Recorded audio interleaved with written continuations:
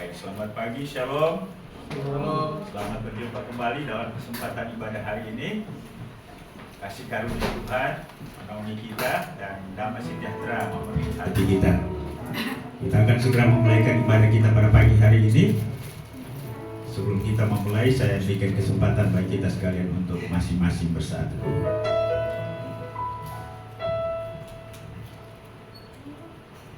Mazmur nomor 62 ayat 2 dan 3 berkata, hanya dekat Allah saja aku tenang, daripadanya lah keselamatanku.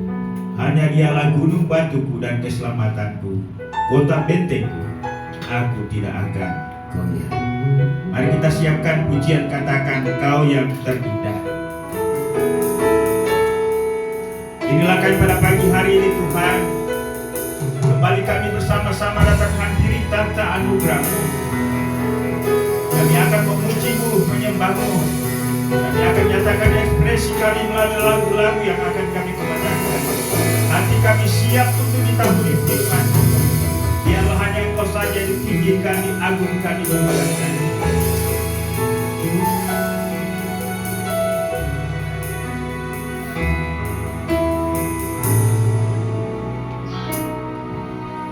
Kau yang terindah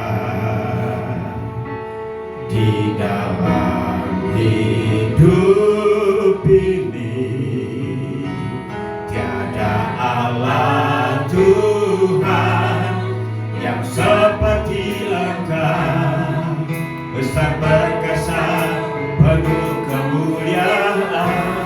Kau yang termanis,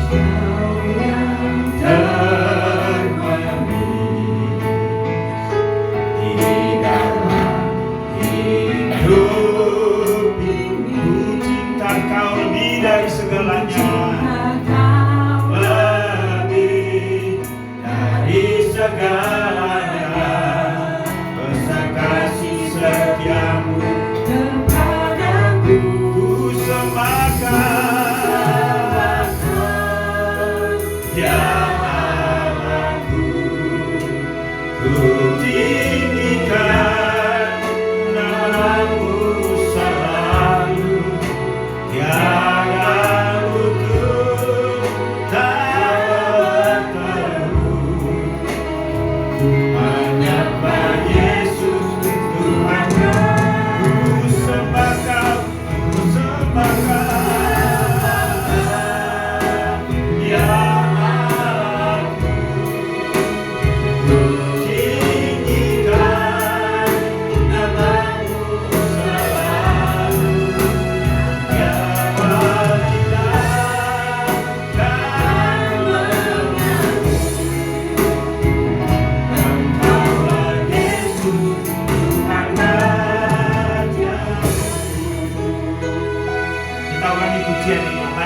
kita semua berdiri, biarlah menjadi sungguh mengalir dari hati kita yang menyadari akan keindahan luar biasaan Tuhan itu.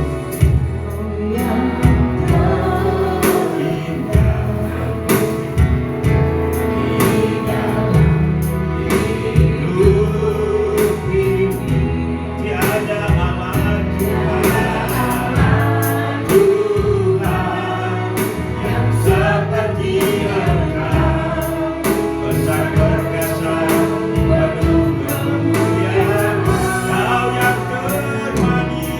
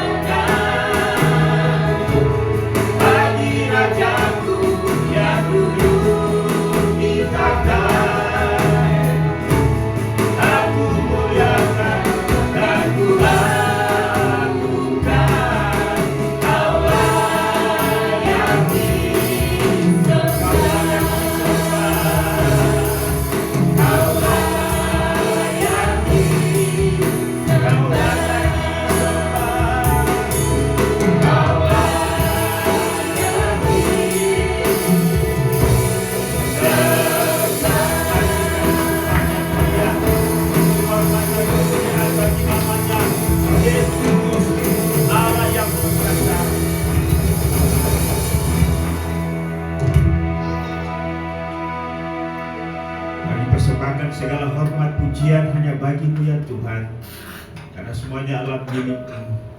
Kembali kami pada pagi hari ini bersama-sama selaku umat ketebus-Mu, kami mengekspresikan sukacita kami, penghormatan kami, kekaguman kami kepada Engkau.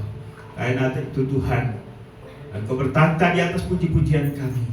Biarlah hari ini Tuhan berkenan atas ibadah ini. Kami mengurapan bagi setiap kami yang ada di altar ini. Biarlah pelayanan hari ini kami persembahkan hanya untuk kehormatan Bapa, Anak, dan Roh Kudus, dan semua ibadah, semua jemaat Tuhan dapat diberkati. Ibadah kami pada pagi hari ini ya Tuhan, kami buka dan kami alaskan hanya di dalam nama Allah Bapa, Allah Anak, dan dalam persekutuan Roh Kudus. Haleluya. Sama-sama kita katakan amin.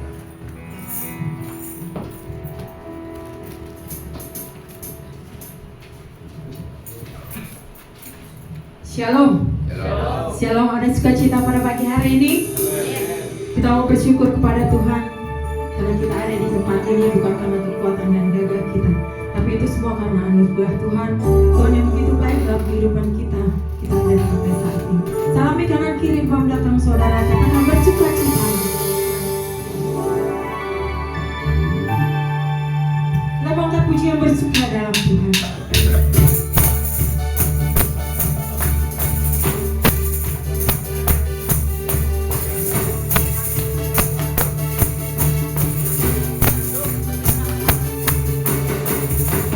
Hari ini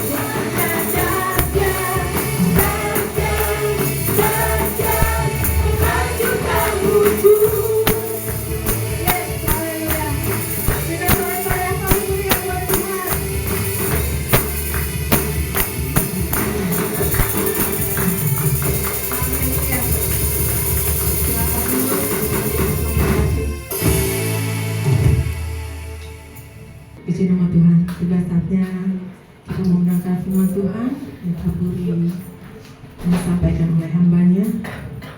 Kita mau pujian Yesus sedang beroperasi. Saat ini Tuhan, pada pagi hari ini kami mau berkata terima kasih Tuhan Yesus, karena kami tahu kami punya Tuhan Yesus yang sanggup memulihkan setiap kami. Bagi Tuhan tidak ada perkara yang mustahil. Mari datang berseru di hadapan Tuhan. Tidak ada yang tersembunyi di hadapan Tuhan. Tuhan tahu apa yang sedang kita hadapi saat ini. Mari kita bawa hati kita kepada Tuhan. Kita percaya mujizat Tuhan masih ada sampai saat ini.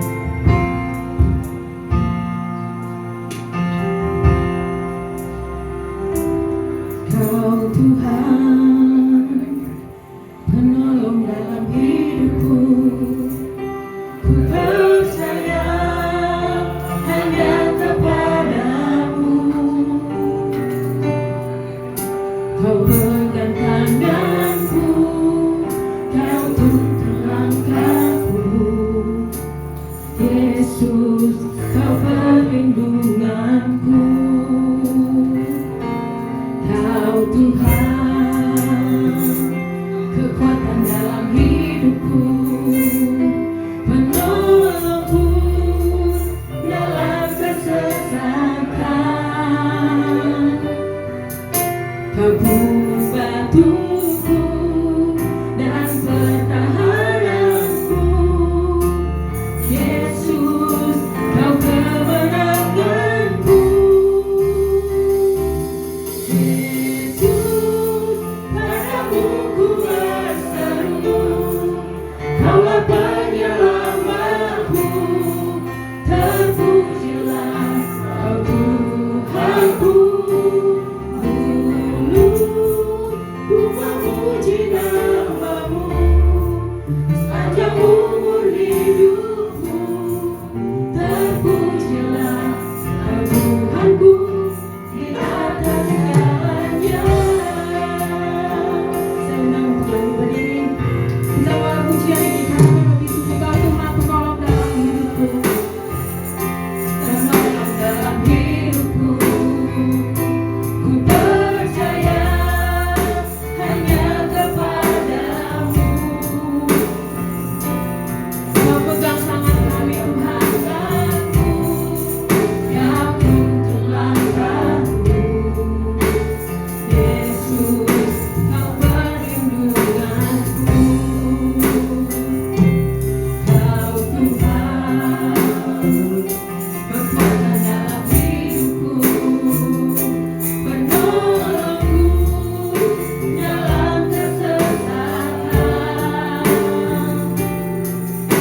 Kau gunung batuku dan keselamatanku. Yesus, Kau kemenanganku.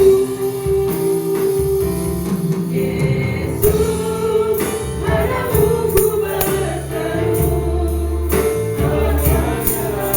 Hanya padamu kami berseru, padamu. Biar setiap hati kami Tuhan, biar setiap seruan kami Tuhan. Amin. Sepanjang umur hidup, pulihkan setiap kami di atas jalannya. Yesus, padamu ku berseru. Kaulah penyelamatku. Terpujilah aku. Ku memuji nama-Mu sepanjang umur hidupku. Terpujilah Kau Tuhanku di atas segalanya.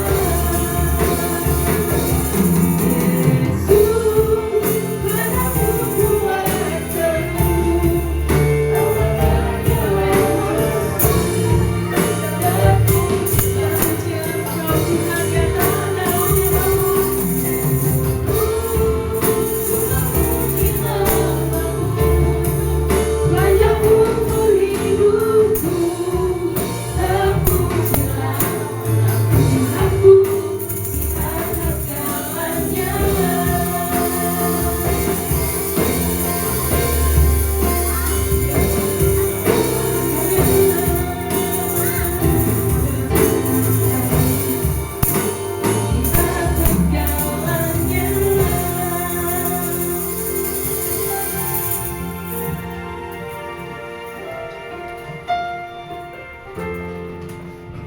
kita berdoa. Kami berterima kasih kepada-Mu Tuhan untuk kasih setia-Mu kepada kami.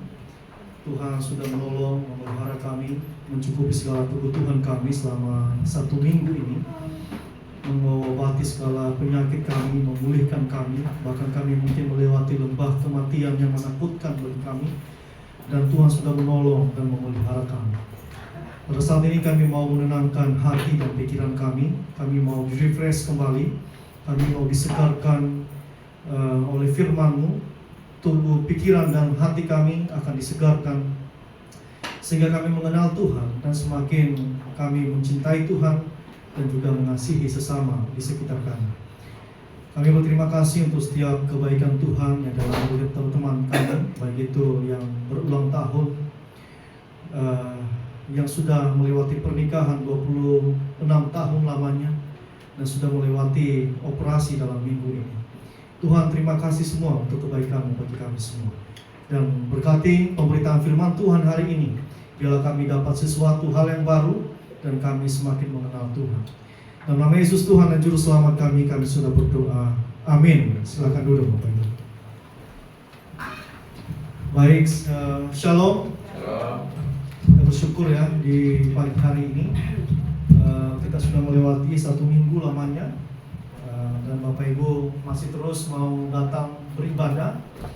Walaupun kalau kita jujur, kadang-kadang ada hari-hari minggu di mana mata kita berat banget, bantal guling sangat menggoda, tapi kita melawan keinginan tersebut untuk kita mau bersekutu, mau disegarkan oleh firman Tuhan ya. Dan saya juga bersuka cita di pagi hari ini mendengar kesaksian Bapak Ibu, Ibu Asyu yang melewati operasi. Tidak hanya kesembuhan, tapi semua kebutuhan juga Tuhan cukupi. Mungkin gak terpikirkan sebelumnya, tapi itulah berkat Tuhan ya. Kita nggak pernah bisa menduga sama sekali. Juga Pak Gembala sudah melewati 26 tahun Pak ya, 26 tahun. Saya aja 3 tahun ini ya, apalagi 26 tahun ya.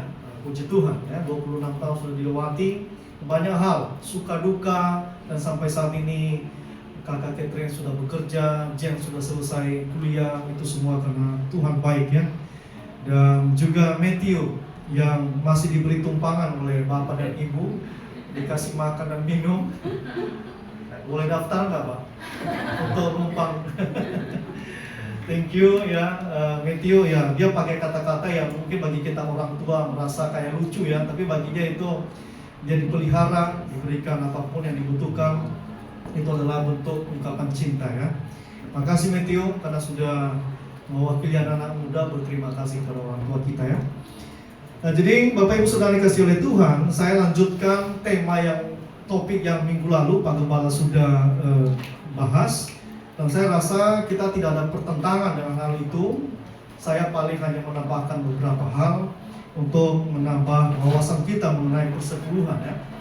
Nah jadi Bapak Ibu, ini adalah isu yang sangat sensitif ya, terutama di gereja-gereja yang tidak menganut persepuluhan. Dan kemudian sosial media itu sangat membombardir kita, dan seolah-olah kita terbangun dari mimpi ya. Ada beberapa orang yang tidak bertanggung jawab kemudian membuat konten ya tanpa mengerti konteks, kemudian menolak persepuluhan dan sebagainya ya. Tapi kita akan lihat nanti apa alasan orang-orang tidak menganut persepuluhan dan apa alasannya menganut persepuluhan Bapak Ibu ya. Nah, jadi kemarin selama 1 minggu ini saya bergumul ya. Saya tanya kepada, kebetulan di tempat saya melayani full time itu dari berbagai latar belakang gereja, dari GKI, ada dari GPIB, ada dari GKY, ada dari Kemah Injil, kemudian ada dari Baptis, ada dari GSJA, ada dari CWS, ada dari GBI, JPCC, macam-macam lah gitu ya. Dan saya tanya satu-satu ya, gimana pandangan mereka ya. Mereka punya pandangan masing-masing dan dengan alasannya masing-masing juga ya. Nah, jadi kita akan belajar satu bagian hari ini. Jadi saya simpulkan semua apa yang mereka sampaikan itu, dan kemudian kita kembali kepada ADART-nya Gereja Kemah Injil Indonesia ya. Kita buka dulu Maleakhi pasal 3 ayat yang ke-10.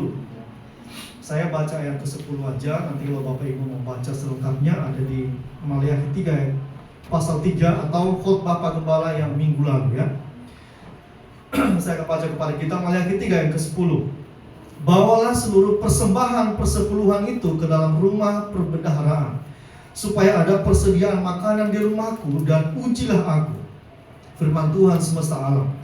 Apakah aku tidak membukakan bagimu tingkap-tingkap langit dan mencurahkan berkat kepadamu sampai berkelimpahan. Saya ulangi ya. Bawalah seluruh persembahan persepuluhan itu ke dalam rumah perbendaharaan, supaya ada persediaan makanan di rumahku, dan ujilah aku, firman Tuhan semesta alam. Apakah aku tidak membukakan bagimu tingkap-tingkap langit dan mencurahkan berkat kepadamu sampai berkelimpahan. Nah, Bapak Ibu saudara kasih oleh Tuhan, kita memang sering mendengar konteks ini adalah ayat ini mengenai persepuluhan. Tapi saya tambahkan sedikit mengenai konteks ini adalah Tuhan sedang berbicara melalui Maliakhi kepada bangsa Israel ya. Tuhan sedang mengingatkan mereka bahwa Tuhan memelihara dan mengasihi Israel. Slide berikutnya. Jadi Tuhan melalui Maliakhi sedang mengingatkan bangsa Israel bahwa Tuhan memelihara dan mengasihi Israel. Ya, itu kalau tanda panah yang satu ke bawah ini saya kutip dari salah satu dosen teologi ya, namanya Prof. Yoas Adi Prasetya. Jadi nomor satu itu adalah tentang Tuhan, dia mengasihi, dia melakukan penyertaan dan pemeliharaan kepada manusia menuju ke bawah ya. Tetapi lihat apa timbal baliknya, yang panah ke atas adalah tulisan yang ke bawah ya. Orang Israel dalam konteks Maliakhi 3 ini apa terjadi sebenarnya adalah Israel melakukan pencemaran dengan apa? Dengan 3 hal. Yang pertama adalah pencemaran ibadah ya, mereka tidak beribadah dengan tidak kudus di hadapan Tuhan. Kemudian pencemaran imam, itu dia ada di pasal 2 ayat 1 yang ke-9. Kemudian ada pencemaran perkawinan atau perkawinan campur ya. Dari dulu Tuhan memang tidak pernah menyetujui perkawinan campur ya. Tuhan selalu melarang untuk menikah dengan orang-orang kafir, disebut orang-orang kafir ya. Nah, jadi Tuhan sedang mengingatkan Maliakhi bangsa Israel melalui Maliakhi kepada bangsa Israel bahwa ini loh, Tuhan sangat memelihara dan mengasihi Israel. Tapi apa terjadi Bapak Ibu? Orang Israel ternyata mereka tidak peduli dengan ibadah, bahkan membawa patung di dalam ibadah. Bahkan mereka tidak peduli dengan imam. Semua kebutuhan imam, Lewi mereka tidak pedulikan. Mereka nggak peduli lagi, bahkan mereka nikah sesuka-sukanya ya. Dan kemudian Tuhan ingatkan mereka mengenai persembahan persepuluhan dalam Maliakhi 3 ayat yang ke-10. Nah, jadi Bapak Ibu, apa itu persepuluhan? Nah, jadi persepuluhan adalah dari kata 10, bukan perpuluhan ya. Nah, Bapak Ibu kalau lihat dalam Alkitab tidak ada kata perpuluhan, tapi adanya persepuluhan ya. Kemarin saya diskusi dengan teman-teman saya, ada teman saya di kantor itu ada dosen teologi, ada 2. Dan kemudian saya minta dikoreksi mana yang benar. Benar memang persepuluhan ya. Nah, jadi dalam bahasa Ibrani artinya ma'asar atau ma'aser ya. Jadi berasal dari kata 10 ya. Berikutnya, nah jadi dalam perjanjian lama khususnya melalui kitab bilangan dan ulangan, kita akan menemukan bahwa ada ma'aserot atau disebut juga ma'aser atau kesafim atau persepuluhan uang ya. Jadi terdiri dari 3 macam persepuluhan yang diperintahkan Allah kepada orang-orang Israel. Jadi apa saja itu? Ini dia ya. Jadi kita lihat dulu, rabi-rabi Israel menanamkan 3 macam persepuluhan itu dengan nama Ma'aser Rison atau persepuluhan pertama, kemudian Ma'aser Sheni persepuluhan kedua, dan Ma'aser Ani persepuluhan yang ketiga. Nah, jadi Bapak Ibu, kapan orang Israel memberikan persepuluhan ya. Jadi kenapa saya urutkan ini supaya kita kemudian dapat gambaran yang utuh. Sejak kapan Tuhan, ngapain sih Tuhan memunculkan istilah persepuluhan. Buat apa? Apa tujuan awalnya kepada bangsa Israel ya? Nah, jadi orang Israel membayar persepuluhan setiap tahun itu ada di Ulangan 14 ayat 22 ya. Tapi 7 tahun sekali ada yang dibatalkan, yaitu pada tahun Sabat. Ini adalah tahun istirahat dan orang Israel tidak menanamkan apa-apa. Ini adalah konteksnya Israel ya. Ada masa di mana mereka tidak memberikan karena mungkin situasi dan kondisi, misalnya mereka dalam perjalanan, mereka dalam penjajahan, dan itu konteks di zaman itu. Jadi pada tahun itu mereka tidak memberikan persepuluhan dari hasil panen. Setiap tahun ketiga dan keenam dalam jangka waktu 7 tahun ada perpuluhan lain yang diberikan kepada orang miskin dan kepada orang Lewi juga. Orang Lewi adalah orang-orang yang bertugas di bait Allah. Mereka yang mempersiapkan ibadah, membersihkan tempat ibadah, memimpin ibadah dan sebagainya. Nah, jadi hukum persepuluhan dan persembahan berikutnya ya. Nah, jadi dalam kitab Perjanjian Lama, yaitu misalnya Keluaran, Imamat, Bilangan dan Ulangan, Tuhan memberi hukum kepada Musa yang memuat petunjuk cara memberi dengan murah hati kepada Tuhan dan umatnya. Nah, garis bawahi ya, memberi dengan murah hati, bukan dipaksa-paksa ya. Nah, berikut beberapa persepuluhan dan persembahan yang wajib diberikan oleh orang Israel. Perhatikan, yang pertama adalah persepuluhan yang pertama. Semua keluarga Israel diminta untuk memberikan 1/10 dari hasil panen, kemudian hasil ternak dan domba mereka. Jumlah itu disisihkan dan diberikan kepada Tuhan setiap tahun untuk mendukung orang-orang Lewi dalam pelayanan keimaman mereka. Ya, karena mereka tidak memiliki sumber pendapatan dan kepemilikan tanah lainnya. Nah, jadi apa gunanya persepuluhan di masa itu adalah untuk mendukung imam-imam Lewi yang mereka tidak dapat tanah, tidak dapat warisan orang Lewi itu, ya murni mereka di rumah Tuhan. Mereka nggak dapat hak yang lain. Ya, jadi mereka hidup dari mana? Dari pemberian warga, kalau kita sekarang warga jemaat ya. Tetapi mereka kan ini dalam hukum kebangsaan ya, orang Yahudi. Nah, kemudian persepuluhan hari raya. Nah, bangsa Israel terutama di Yerusalem harus memberikan 1/10 dari sumber daya mereka supaya untuk menyelenggarakan hari raya dan perayaan keagamaan sepanjang tahun. Jadi peristiwa-peristiwa ini merupakan perayaan keagamaan yang agung sehingga bangsa Israel tidak menyisihkan apapun untuk menyampaikan rasa syukur dan pujian kepada Tuhan. Jadi kurang lebih begini, mereka tidak ada lagi uang tambahan untuk ngumpulin uang, tetapi dipakai dari persepuluhan untuk melakukan semua kegiatan-kegiatan rumah ibadah selama 1 tahun tersebut ya. Jadi bagus juga nih konsepnya mereka ya sejak awal ya. Jadi persepuluhan disisihkan supaya nanti mereka nggak terbebani lagi di kegiatan-kegiatan yang lain karena mereka sudah punya tabungan lah istilahnya ya. Kemudian ada persepuluhan orang miskin. Ini macam-macam memang ya. Bangsa Israel harus memberikan persepuluhan kepada orang miskin dan yang membutuhkan setiap 3 tahun. Tidak jelas apakah ini adalah persepuluhan penuh ketiga atau persepuluhan hari raya kedua. Tapi ini disumbangkan kepada orang-orang miskin. Nah, tetapi pasti ada juga persepuluhan yang disisihkan untuk orang-orang yang tidak beruntung. Nah, itu ini kalau kita mau pelajari semua, kita perlu 1 semester untuk mempelajari Bapak Ibu. Jadi saya sudah singkat, padat, dan jelaskan ya. Jadi itu pengantar perjanjian lama sebenarnya ya. Jadi Bapak Ibu sudah dapat 1 semester, nanti bisa ambil daftar nilainya di bawah ya, transkrip nilai ya. Lulus Bapak Ibu ya. Nggak hanya cuma mendengar, tapi memberi bahkan ya, lulus.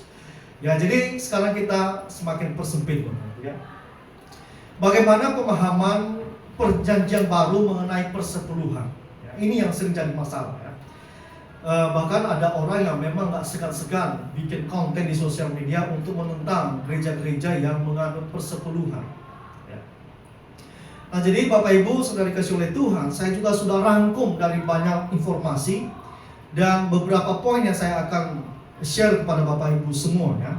Yang pertama adalah memang tidak ada ayat secara spesifik yang membahas mengenai persepuluhan di Perjanjian Baru. Tetapi perhatikan ini, tidak ada juga larangan untuk memberikan persepuluhan. Ya, perhatikan waktu Tuhan Yesus sedang ngobrol kepada ahli-ahli Taurat ya. Ayat berikutnya, ada slide berikut. Tuhan Yesus ngomong begini di Matius 23 ayat 23 ya. Celakalah kamu hai ahli-ahli Taurat dan orang-orang Farisi, hai kamu orang-orang munafik, sebab persepuluhan dari selasi, adas manis dan jintan kamu bayar.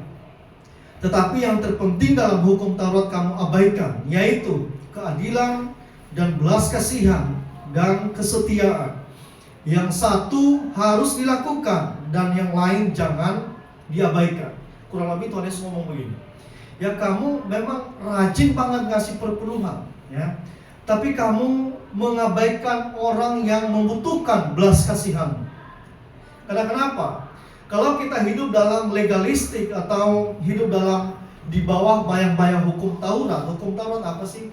Ya, kita berusaha melakukan yang terbaik supaya menyenangkan Tuhan. Ya, dan kalau kita gagal, kita akan merasa kita nggak layak di hadapan Tuhan dan sebagainya. Kita akan dihukum Tuhan dan sebagainya. Kita lupa bahwa Tuhan sudah menebus kita.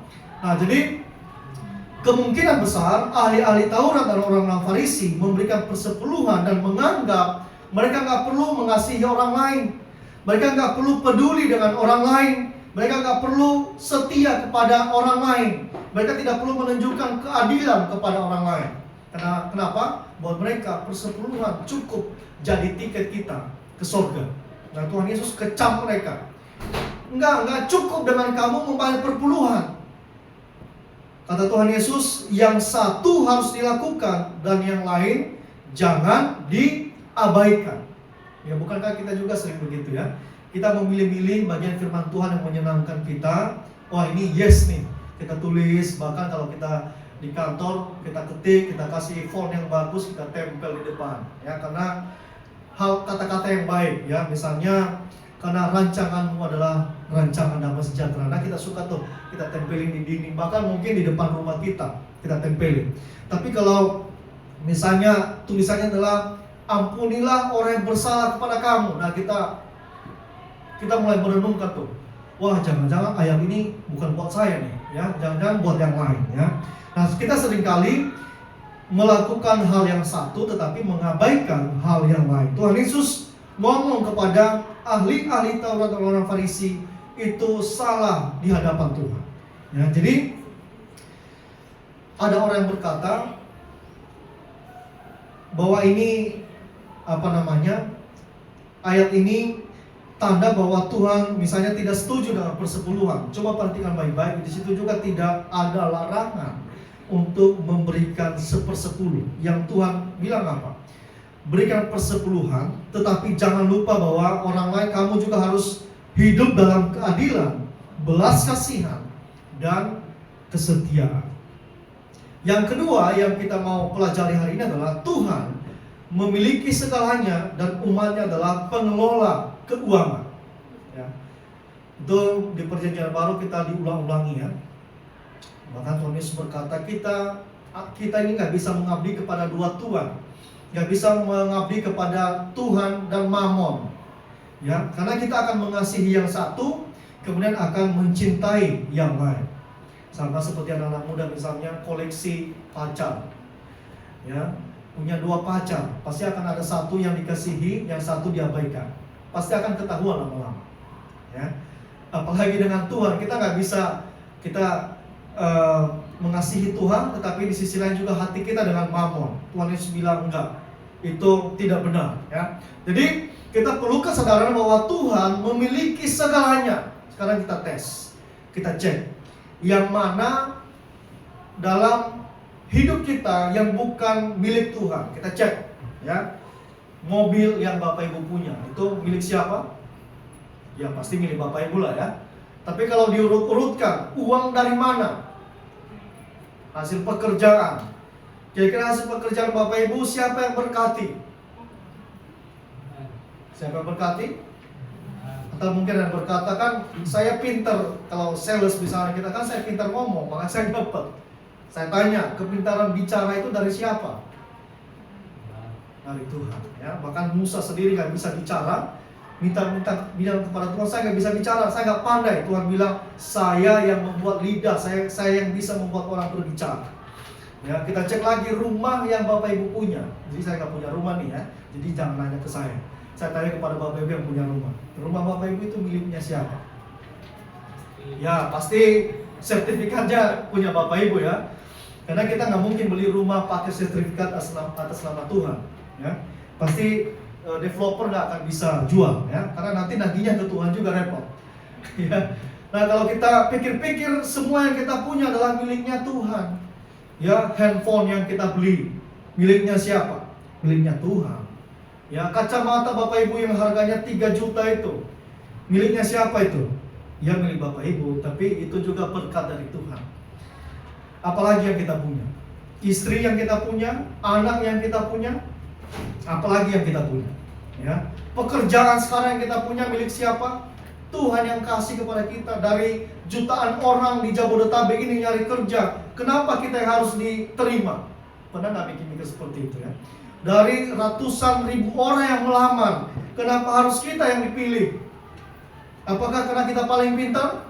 Belum tentu. Ada orang yang lulusan luar negeri mungkin apply juga dalam lamaran kerja kita, tapi kita kemudian yang dipilih. Kenapa? Ya kita nggak tahu, mungkin karena Tuhan mengasihi kita. Tuhan mau memberkati kita. Ya. Nah jadi kalau kita lihat semua apa yang kita punya adalah miliknya Tuhan. Ya. Tidak ada yang kita punya dan bukan milik Tuhan. Amin. Wah, aminnya sedikit nih. Nggak setuju, tapi nggak apa-apa ya.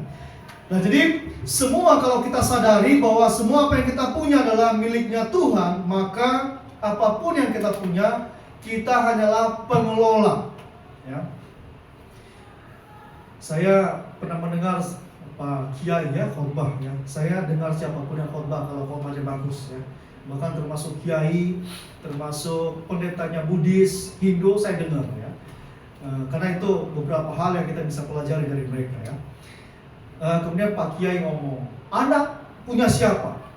Dan ada jemaahnya jawab, milik Allah Subhanahu Wa Taala. Ya, dia bilang benar. Kita ini ibarat tukang parkir, dia bilang. Ya. Orang titip motor di tukang parkir. Ya. Kemudian selama ditinggal motor tersebut atau mobil, apakah itu mobil kita atau motor kita? Yang pasti bukan ya. Nah dia bilang sewaktu-waktu Tuhan bisa ambil kepada kita. Kapan maupun pemiliknya dia bisa ambil. Nggak ada yang bisa menahan, nggak tanpa alasan. Kalau bilang nggak bisa, saya masih nunggu beberapa hari lagi, nggak bisa. Saya mau pakai sekarang. Ini milik saya. Nah jadi demikian juga dengan kehidupan ini kan. Ya. Kehidupan kita adalah titipan. Dalam konteks yang dia bicarakan adalah anak adalah titipan Tuhan kepada kita semua. Nah jadi dalam konteks kita saat ini adalah semua apa yang kita punya, berkat yang kita punya, deposit yang kita punya, tanah yang kita punya, semua adalah miliknya Tuhan. Tapi Bapak Ibu jangan takut dengan saya ngomong begini, nggak ada yang mau minta tanahnya Bapak Ibu ya. Saya nggak ada juga Pak Gembala minta nanti tantang jemaat ya supaya mau memberikan sertifikat tanahnya, nggak ada kayak gitu ya. Jadi Bapak Ibu kalau punya tanah, punya kontrakan dan sebagainya, puji Tuhan, itu adalah berkat Tuhan bagi keluarga dan Bapak dan Ibu. Ingat, kita adalah pengelola keuangannya Tuhan. Yang ketiga adalah kita memberikan kepada Tuhan bukan karena Dia butuh, ya, tetapi bukti bahwa kita mengingat semua berkat-berkat Tuhan. Ternyata Tuhan yang punya segalanya ini, Dia butuh nggak sih uang kita? Dia butuh nggak kira-kira? Ada Tuhan punya banyak, Bapak Ibu ya. Bahkan konon katanya ya ada jokes di surga itu bahkan pavingnya pun adalah emas batangan. Ya. Tapi kalau kita ke sana nggak bisa turun, kita nggak bisa jual. Gitu ya. Nah jadi Tuhan adalah Dia sebenarnya nggak butuh uang kita. Uang kita yang membutuhkan siapa? Adalah gereja lokal di mana kita hidup di mana kita menerima banyak hal. Kemarin Pak Gembala sudah sampaikan, kita diberkati sejak menikah, kita diberkati di konseling, ya, kemudian pada saat menikah diberkati, pada saat berantem di konseling lagi, pada saat hamil dalam kandungan didoakan, sakit didoakan, dan macam-macam sebagainya, ya. Semua kita mengalami di gereja lokal kita, ya. Nah, jadi yang membutuhkan uang kita, oke lah kalau kita menyenangkan hati Tuhan, tapi ingat bahwa uang akan dikelola oleh gereja di mana kita berada. Nah, mungkin dong Tuhan langsung turun tangan, mana uangnya, saya mau kelola, ya, tapi melalui gereja lokal di mana kita berada. Nah, Bapak Ibu, dalam memahami semua ini ada 3 hal yang perlu kita pahami, ya. Yang pertama ada namanya ortodoksi, Bapak Ibu, ya. Jadi kalau Bapak Ibu tetap mengatakan saya tidak setuju dengan 1/10, maka saya akan tambahkan penjelasan. Dalam kehidupan bergereja ada 3 hal yang harus kita pahami. Yang pertama adalah ortodoksi, ya. Apa itu ortodoksi? Bisa lihat. Ortodoksi adalah rumusan ajaran baku, ajaran benar tentang Allah dalam sebuah usaha untuk memahami kebenaran tentang Allah yang terwujud dalam tingkah laku yang berpusat bagi Allah. Kurang lebih begini. Ortodoksi adalah kesepakatan gereja untuk merumuskan doktrin yang kita anut. Ya, di Kemah Injil misalnya, kita diinjili, ya. Kita percaya bahwa Allah Bapa, Putra, dan Roh Kudus. Kita percaya, ya. Kemudian kita percaya dengan baptisan sebagai lambang lahir baru.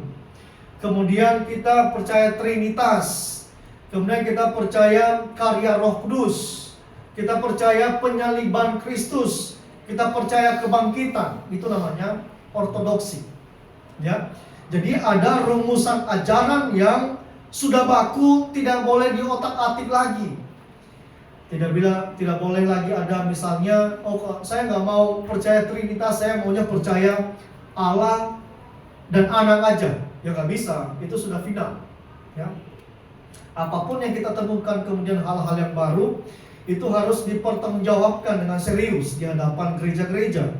Nah, jadi gereja sudah merumuskan ajaran baku bahwa ada Allah yang mengasihi manusia dan manusia pernah jatuh ke dalam dosa dan kemudian Yesus turun ke dunia untuk menebus kita. Itu salah satu yang termasuk dalam ortodoksi. Yang kedua ada yang disebut dengan ortopati. Nah, ortopati adalah sikap hati yang benar terhadap Allah. Tadi kita sudah sepakati ada ajaran yang baku yang sepertinya selalu kita khotbahkan dan kita nggak boleh keluar dari itu, ya. Yang kedua adalah ortopati, adalah sikap hati yang benar. Setelah kita mendengarkan ada ajaran baku, maka sekarang hati kita tertuju kepada Tuhan, ya. Seseorang akan semakin mengenal Allah apabila memiliki iman, kasih, dan pengharapan, dan rasa takut dan taat kepada Allah, ya. Itu terlihat bagaimana bersikap kepada sesama.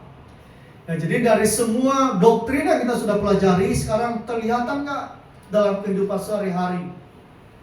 Kita mengasihi nggak orang yang menyakiti kita? Kita menghargai nggak orang yang lebih tua dari kita? Kita taat nggak kepada Tuhan? Nah, itu namanya ortopati. Dan yang ketiga ada namanya ortopraksis. Nah, ini adalah disebut oleh John Stott, ini bukan sekedar way of thinking, tetapi juga adalah way of living. Jadi inilah sebuah jalan penuntun kehidupan, ya. Nah, jadi ini pencerminan tidak sekedar menyangkut isi pikiran kita, ya, tentang doktrin. Kemudian bukannya soal perilaku kita yang kita lakukan sehari-hari, tetapi ini menggambarkan tentang istilah surat pujian atau surat Kristus yang terbuka dan dikenal dan dibaca oleh semua orang. Nah, Bapak Ibu yang dikasihi oleh Tuhan, persepuluhan itu adalah masuk dalam ortopraksis, ya. Nah, jadi slide berikutnya. Jadi persepuluhan selain ada ayat pendukungnya. Nah, Bapak Ibu, kalau kita mau cari-cari ayat yang mendukung tidak didukung persepuluhan akan selalu ada alasannya. Kalau mau cari ayat yang tidak mendukung, ya. Tapi kalau kita cari ayat yang mendukung, maka juga ada pendukungnya, ya. Kan kita orang Kristen begitu ya, kan ada ayatnya, ya.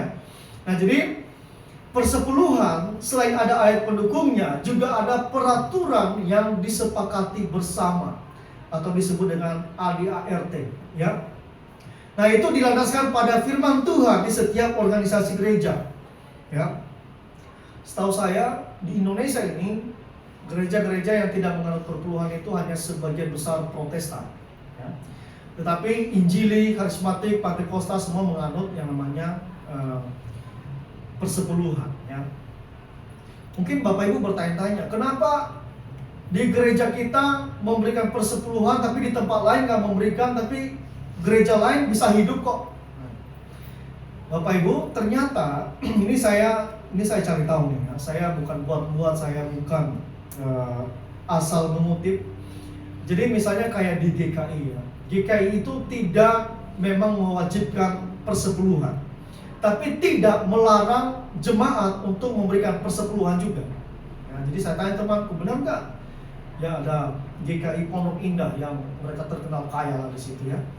Dan ternyata mereka jemaatnya banyak yang memberikan persepuluhan ternyata.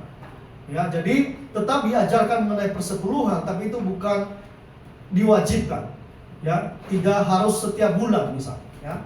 Kemudian misalnya di GKY itu mereka menganut persepuluhan, ya. Mereka juga ada amplop persepuluhan.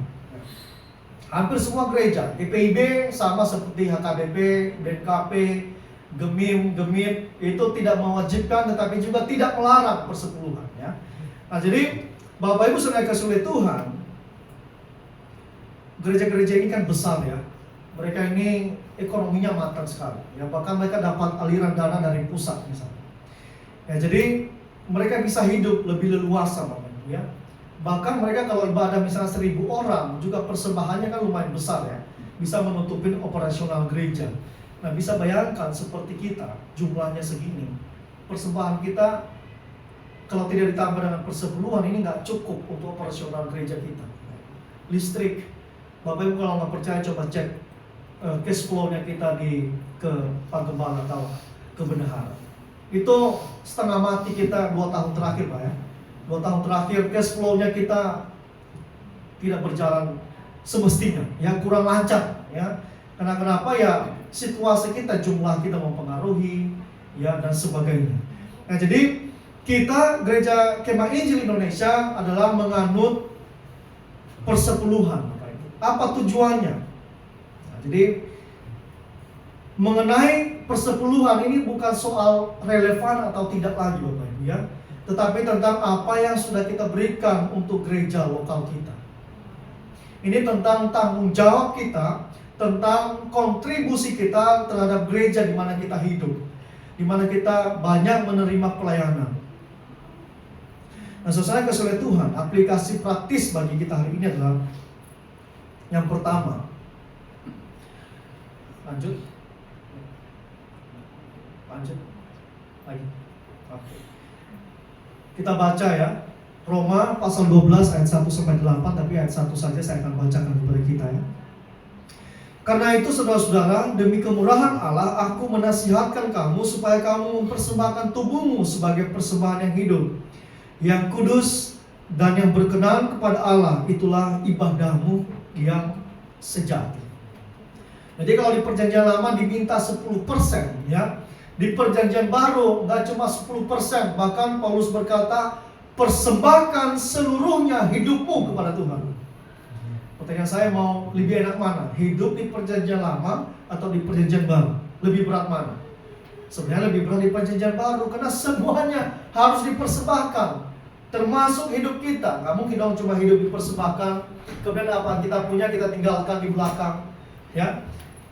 Kemudian juga gereja mula-mula, mereka diajak untuk memberi kepada satu sama lain, untuk peduli satu sama lain. Nah, jadi apalagi cuma 1/10, itu adalah bagian yang kita berikan untuk mendukung pekerjaan Tuhan.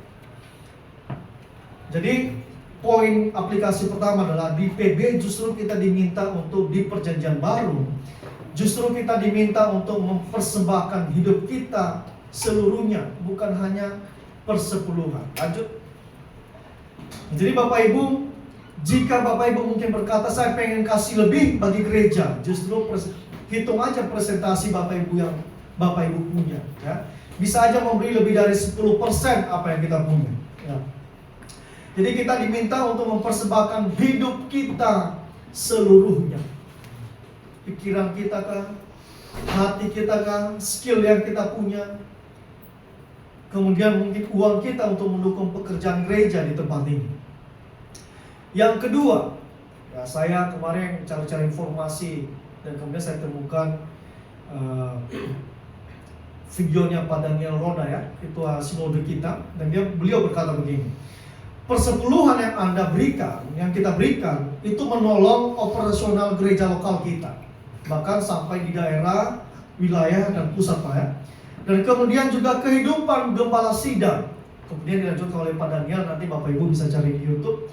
Beliau berkata begini, apakah kita tega, misalnya kita hidup berkecukupan sebagai jemaat, bahkan melimpah, tapi kita melihat gembala sidang kita pontang-panting mencari nafkah dan sebagainya, bahkan nggak bisa fokus pelayanan lagi karena harus mempersiapkan banyak hal mengenai kehidupan.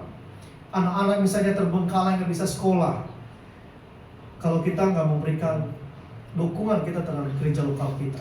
Jadi Bapak Ibu, apa yang kita berikan itu menolong operasional gereja. Kita bisa bayar listrik nih, kita bisa dengar musik yang enak didengar, kita bisa melihat slide di depan karena ada listrik, dan listrik itu berasal dari uang yang kita berikan dan kemudian dibayarkan listrik kita. Semua berguna untuk pelayanan kita. Juga dipakai untuk kehidupan hamba Tuhan, Pak Gembala, Ibu dan anak-anak. Ya, Bapak Ibu, kalau ajak Pak Gembala mungkin sewaktu-waktu untuk ngobrol-ngobrol dari hati ke hati. Ini Pak Gembala nggak pesan sama saya, tapi saya mau share sedikit kepada Bapak Ibu. Beliau 2 tahun terakhir, apa yang seharusnya dapat haknya mereka itu sedikit sekali dapatnya. Karena kenapa? Harus nutupin operasional gereja kita. Tapi coba lihat apakah Bapak Ibu Gembala kita mengeluh. Sama sekali saya tidak pernah mendengar keluhan Bapak Ibu. Karena kenapa? Saya percaya bahwa itu adalah panggilan yang Tuhan sudah taruh di dalam hati Pak Gembala, Ibu dan anak-anak. Dan kemudian apapun yang terjadi itu tidak akan pernah mundur dalam situasi itu.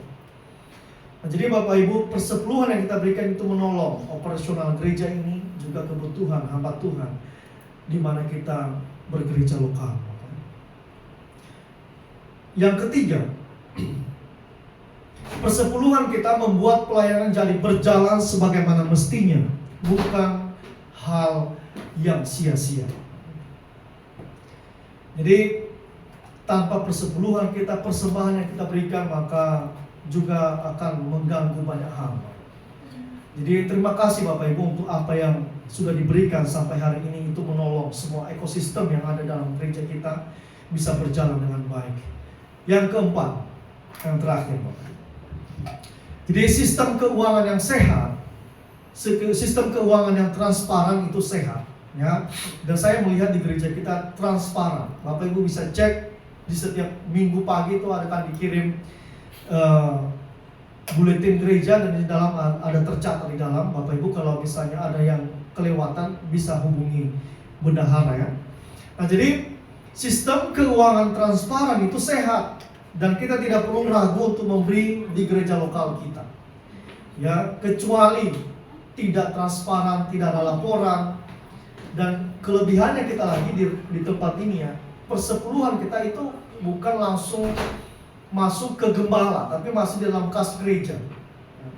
Di beberapa tempat yang lain, di gereja yang lain itu ada yang memang masuknya di gembala langsung, ya, bukan di kas gereja. Nah, jadi kalau membuat kita ragu untuk memberikan, saya rasa semua sudah jelas, ya. Bahkan apa yang kita berikan itu masuk dalam kas gereja. Nah, jadi sistem keuangan kita juga di tempat ini sehat menurut saya, ya, itu menurut saya.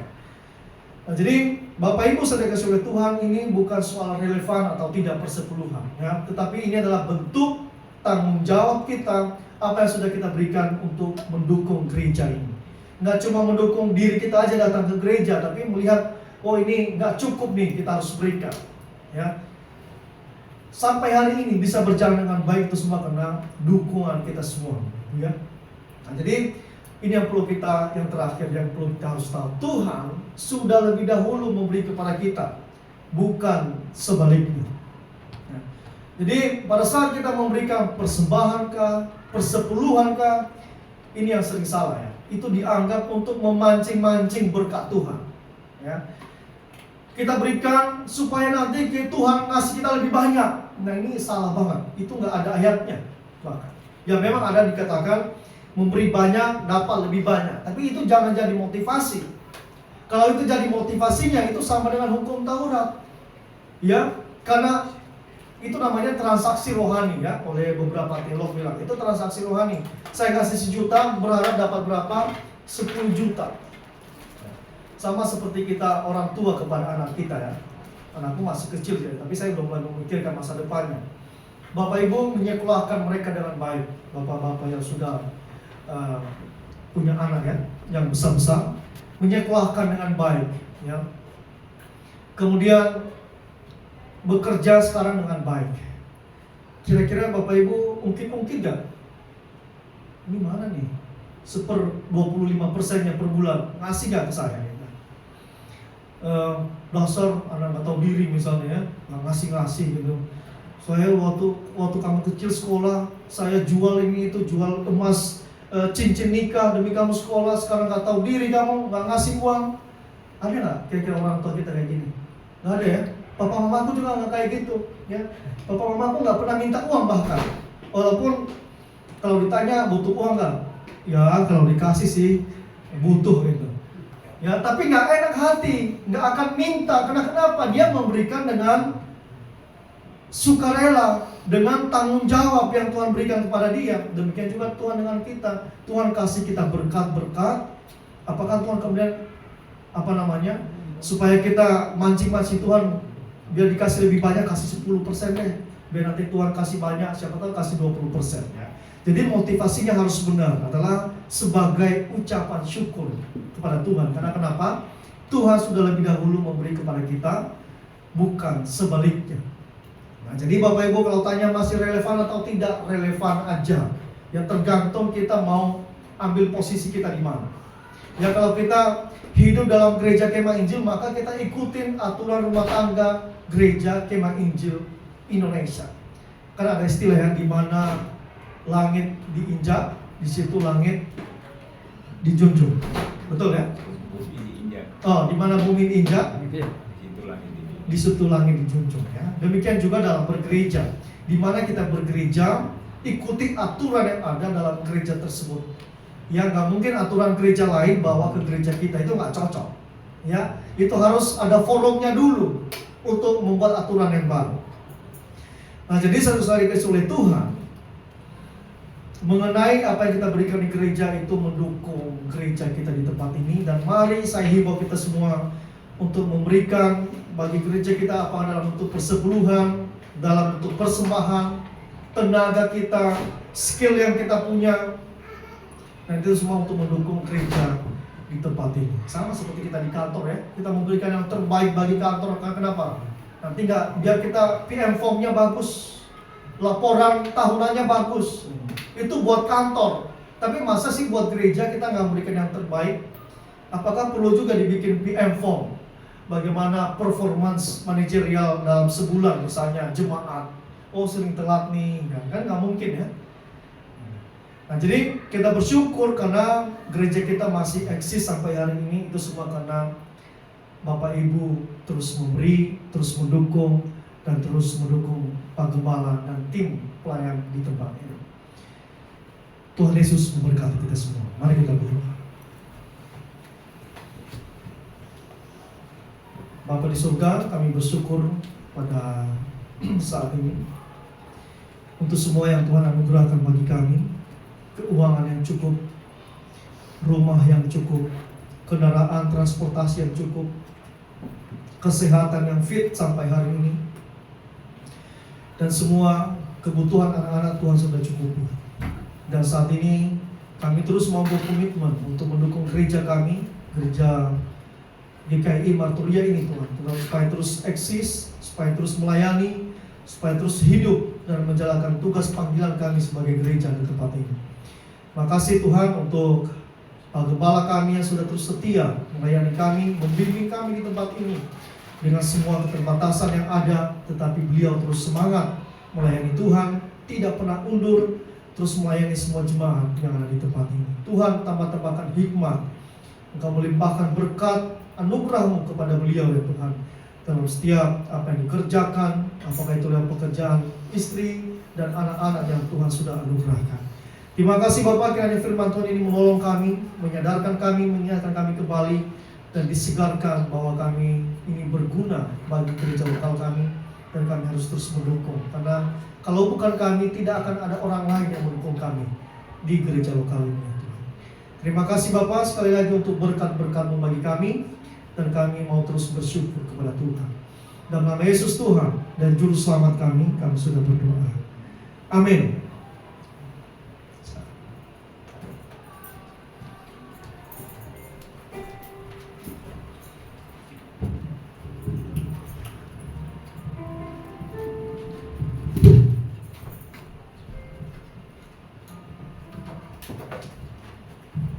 Terima kasih untuk Pak Yangan yang sudah memberikan firman Tuhan pada pagi hari ini. Kiranya Tuhan memberkati. Tiba saatnya kita memberikan persembahan yang terbaik buat Tuhan yang bertugas kita.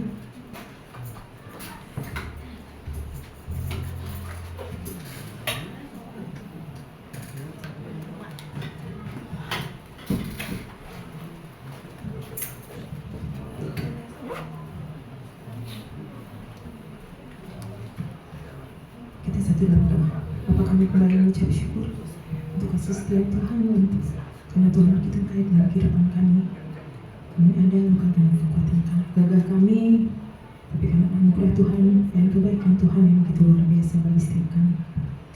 Tiba saatnya Tuhan kami menghadirkan persembahan sebagai rasa ucapan syukur, karena Tuhan sudah memberkati setiap kami. Sucikan, kuduskan setiap Tuhan yang memberi, dan kembalikan berkat-Mu dengan berkat yang berlipat kali ganda. Terima kasih Bapa. Di dalam nama Tuhan Yesus kami sudah berdoa dan mengucap syukur. Haleluya. Amin. Sambil persembahan jangan kita angkat pujian sungguh ku bangga Bapa.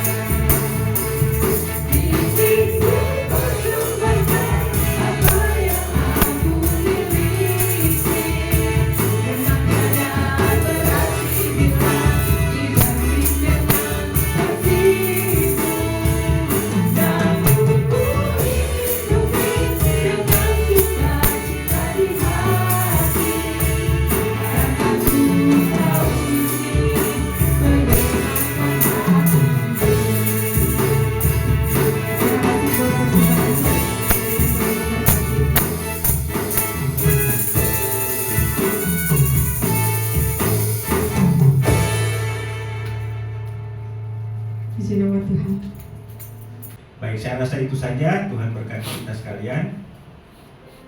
Mari saat ini kita semua untuk bangkit berdiri. Kita akan usaikan ibadah ini. Kita nyanyi nomor 300 dalam nyanyian kemenangan iman.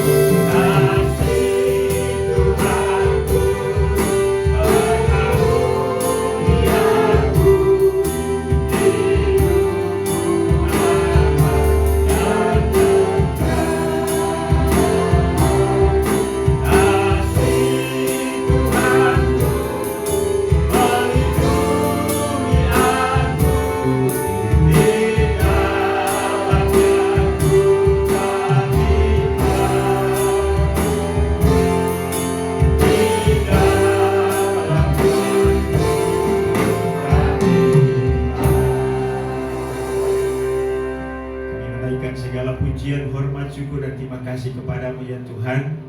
Hari ini kami dapat bersuka cita, bergembira bersama-sama di hadapan-Mu. Terima kasih Tuhan sudah menyertai ibadah kami dari awal, pertengahan hingga menjelang selesainya. Biarlah segala pujian, penyembahan, bahkan persembahan kami naik di hadapan-Mu menjadi kesukaan bagi Tuhan. Dan biarlah kami tetap menyenangkan hati Tuhan, baik dalam ruangan ini, bahkan dalam kehidupan kami setiap hari. Kami tahu bahwa hidup kami adalah anugerah, karena itu sudah selayaknya lah kami harus menyukakan hati Tuhan. Mampukan kami untuk melakukan firman-Mu. Tuhan, biarlah segala pujian kami hari ini menjadi kesukaan bagi Tuhan. Demikian pun juga untuk firman-Mu, Tuhan, Engkau berkati itu dalam hati kami. Mampukan kami untuk melakukannya. Kami tidak hanya menjadi pendengar, tapi pelaku-pelaku firman. Dan dengan demikian kami semakin bertumbuh menjadi anak-anak yang menjadi kesukaan Tuhan. Terima kasih untuk semua hamba-hamba yang Tuhan sudah pakai dalam pelayanan hari ini. Hamba-Mu Pak Yaman yang telah menyampaikan firman-Mu. Berkati kesehatan, berkati keluarga, berkati usaha pekerjaan. Demikian pun juga Ibu Yani. Tuhan yang Kau memberkati, yang telah memimpin kami dalam puji-pujian. Jen yang telah mendukung vokal sehingga hari ini. Tuhan juga memberkati. Juga berkati hamba-Mu Pak Anton, Pak Cesar, Bu Sarah yang telah mengiringi kami dengan musik. Tuhan yang Kau memberkati.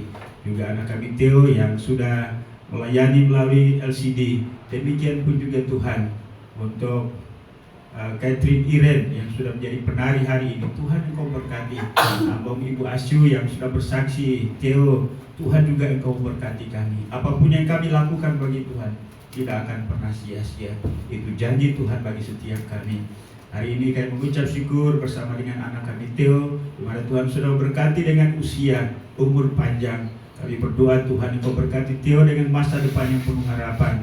Berkati Pak Bin, Bu Rohati, sebagai orang tua. Terima kasih Tuhan untuk bimbingan kedua orang tua sehingga membuat Theo juga Christopher menjadi anak-anak yang taat dan setia melayani Tuhan. Tuhan memberkati keluarga ini. Terima kasih juga untuk kami, saya dengan istri, di mana Tuhan sudah tolong sehingga minggu ini kami boleh menjalani atau mencapai umur perkawinan 26 tahun. Terima kasih Tuhan, kami dapat melewati semua hal yang kami jalani. Biarlah itu kami tetap terbentuk menjadi pribadi-pribadi yang menyukakan hati Tuhan. Kami juga bersyukur bersama dengan hamba-Mu itu Asyu, di mana hamba-Mu boleh menjalani proses medis yang berkaitan dengan mata, operasi mata, dan puji Tuhan bahwa Tuhan sudah menolong dan berangsur pulih. Kami berdoa biarlah Tuhan memberikan kesembuhan secara sempurna. Ya Bapa di sorga, hari ini kami berdoa buat anak kami Yonatan yang saat ini berada di rumah sakit, menjalani operasi. Kami mohon biarlah Tuhan yang Kau tolong supaya ada pemulihan secepatnya, Yonatan boleh keluar dan bisa sekolah kembali, dan nama Tuhan dipuji dan dipermuliakan. Pak Eko, Ibu Pri, Tuhan memberkati sebagai orang tua untuk terus memberikan dukungan kepada Yonatan sehingga Yonatan semangat menjalani kehidupan. Tuhan siapkan masa depan yang penuh harapan. Demikian pun juga dengan Intan dan Erika. Tuhan memberkati keluarga ini. Ya Bapa di sorga, hamba berdoa untuk pertumbuhan iman rohani daripada seluruh jemaat Markuria. Mari Tuhan tolong memberkati. Biarlah kami semakin hari menjadi pribadi-pribadi yang hidup takut akan Tuhan, mengabdikan diri kami kepada Tuhan, dan dengan demikian hidupkan keseluruhan hidup kami menjadi persembahan yang hidup, yang kudus, yang berkenan kepada Allah. Aku berdoa juga Tuhan untuk kehidupan rumah tangga, hubungan suami istri, anak orang tua. Kami serahkan dalam tangan-Mu, biarlah damai sejahtera Allah mengikat kami sehingga perbedaan apapun tetap menolong kami untuk terus punya komitmen bertanggung jawab atas kehidupan rumah tangga kami, baik dalam posisi kami sebagai suami, sebagai istri, sebagai orang tua, sebagai anak, sebagai kakak, sebagai adik, sebagai anggota keluarga. Biarlah kami memperlihatkan kehidupan yang benar sehingga memberkati sesama anggota keluarga. Terima kasih Bapa di sorga. Kami juga mau berdoa untuk jemaat-Mu yang mengalami pergumulan apapun bentuknya. Tuhan, jika itu sudah berlarut-larut, berbulan-bulan, bahkan bertahun-tahun, kami mohon belas kasihan Tuhan untuk setiap kami, memberikan jalan keluar terhadap persoalan apa yang kami hadapi. Dan biarlah melalui pengalaman pertolongan Tuhan, kami boleh menyatakan kesaksian bahwa Tuhan membela kami, Tuhan hidup, Tuhan senantiasa peduli dengan kami. Karena itu Tuhan, mari bersegeralah menolong kami. Ya Bapa di sorga, kami juga mau berdoa Tuhan untuk jemaat-Mu yang mengalami kondisi kesehatan yang kurang baik, sakit. Mari Tuhan Engkau jamah, sembuhkan kami, siapapun kami Tuhan, baik yang ada di tempat ini maupun yang ada di rumah. Kami percaya asal Tuhan menjamah pasti sembuh. Demikian pun juga Tuhan, kami berdoa untuk pekerjaan jemaat-Mu.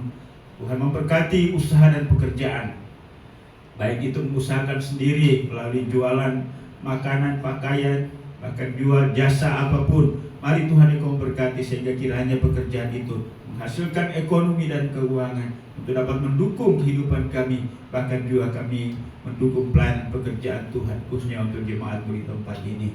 Anak-anak Tuhan, jemaat-Mu yang mencari pekerjaan yang lebih baik, Tuhan kami mohon Engkau siapkan pekerjaan yang sesuai dengan kemampuan kami, dan Tuhan juga Engkau memberkati dengan finansial, upah gaji yang merupakan berkat Tuhan. Terima kasih Tuhan. Kami juga mau berdoa Bapa untuk anak-anak kami yang bersekolah. Kami mohon biar Tuhan beri hikmat, akal budi, kemampuan dan kesanggupan untuk belajar, sehingga mereka naik kelas, lulus, lanjut ke perguruan tinggi, dan mereka selesai tepat pada waktunya. Tuhan juga siapkan pekerjaan dan profesi.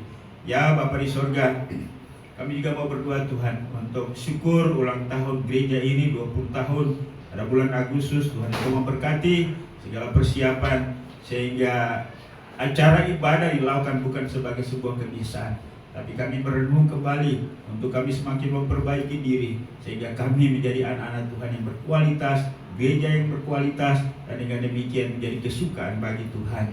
Jemaat Tuhan yang bekerja di tempat lain, kami mohon biar Tuhan memberkati mereka juga. Para Diman yang ada di Jawa, Pak Koni yang ada di Bogor, demikian pun juga Ibu Vivi yang ada di Amerika, untuk Saudara Alvin, Ine, Tuhan memberkati. Demikian pun juga dengan Tirta, Claudia di Amerika, Tuhan yang Kau memberkati mereka di sana. Berikan kesehatan, mampukan untuk bekerja, dan ingatkan kembali mereka supaya terus mengingat jemaat-Mu sebagai keluarga Allah, di mana kami saling mendukung, sehingga dengan demikian kami dapat menjalani kehidupan rohani kami yang sehat, dan nama Tuhan dipuji dan dipermuliakan.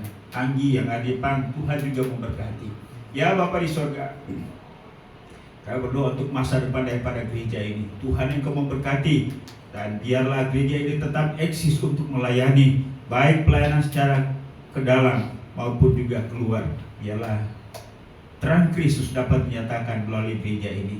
Tuhan, terima kasih. Kami berdoa untuk gereja Kemajuan Indonesia, baik pada tingkat pusat, wilayah, daerah, sampai pada gereja-gereja lokal. Tuhan Engkau berkati penginjilan, baik itu di kota, di desa, pedalaman, bahkan luar negeri. Tuhan juga berkati kerjasama antara pemimpin-pemimpin gereja. Biarlah gereja Tuhan tetap eksis dan dapat menjangkau jiwa-jiwa yang ada dalam negeri ini. Kerinduan besar kami supaya Indonesia dapat dimenangkan bagi Tuhan. Dan berdoa juga untuk pemerintah bangsa dan negara kami. Dan Engkau berkati presiden, wakil presiden, para menteri dan jajarannya, pemerintahan dari pusat sampai ke daerah. Tuhan Engkau memberkati. Juga semua lembaga tinggi negara, TNI, Polri.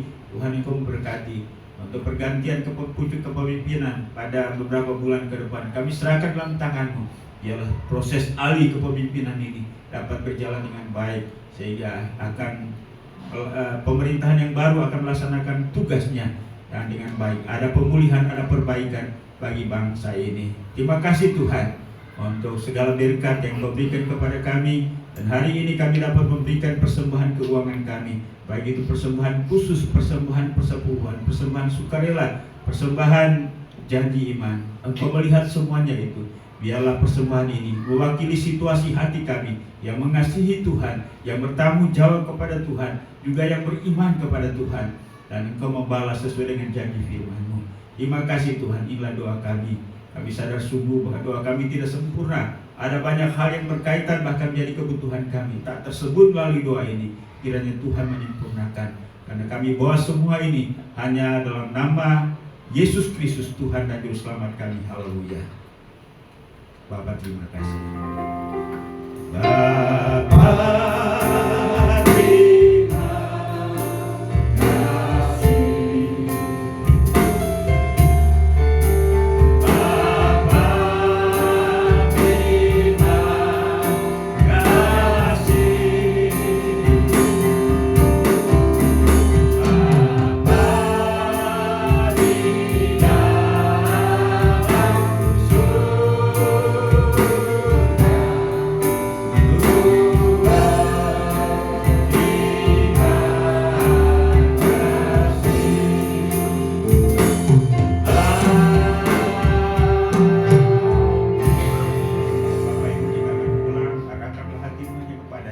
Bapa di dalam surga, terimalah, renungkan dan lakukanlah itu dalam segenap kehidupanmu. Dan biarlah kasih karunia daripada Allah Bapa, anugerah dan damai sejahtera dalam nama Tuhan Yesus, serta pimpinan, penghiburan, pertolongan Roh Kudus menyertai kita sekalian hari ini, bahkan sampai Maranatha, Yesus datang untuk menjemput salah-salahnya. Haleluya. Sama-sama kita katakan amin. Silakan duduk, ibadah kita sudah selesai. Tuhan memberkati. Sampai berjumpa kembali pada kegiatan-kegiatan ibadah berikutnya di waktu yang mendatang. Shalom dan selamat.